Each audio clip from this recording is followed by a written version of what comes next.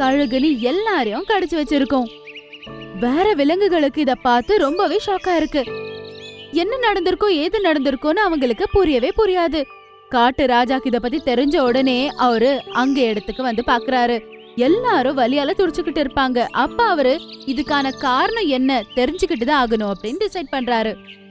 நான் இந்த காட்டு ராஜாவா இருந்தாலும் கூட என்னால ஒண்ணுமே பண்ண முடியல. சீக்கிரமா இதுக்கு மருந்தை நான் கண்டுபிடிக்கலனா என் காட்டுவாசிங்க எல்லாமே செத்துருவாங்க. அப்புறம் நான் உயிரோட இருந்து பிரயோஜனமே இல்லாம போயிடும்.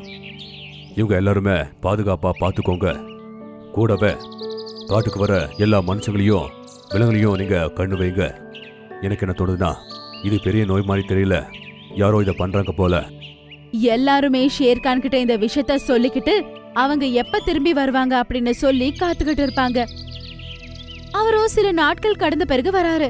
அங்க பார்த்தா அந்த விலங்குகள் அதே நிலைமையில தான் இருக்கும். அவங்க எல்லாமே ராஜா ஏதாவது பரிகாரம் சொல்லுவாங்கன்னு சந்தோஷமா காத்துக்கிட்டு இருக்கும்.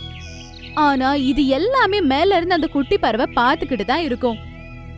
எனக்கு என்ன தோணுதுன்னா நான் தூரத்து காட்டுக்கு போய் ஆகணும். இந்த நோய் பத்தி அக்கப்பக்கத்து காட்டுக்காரங்களுக்கு ஒண்ணுமே தெரியல. அப்ப அந்த குட்டி பறவை அங்க இருந்து ஒரு கல்லு மேல போய் உட்காருது.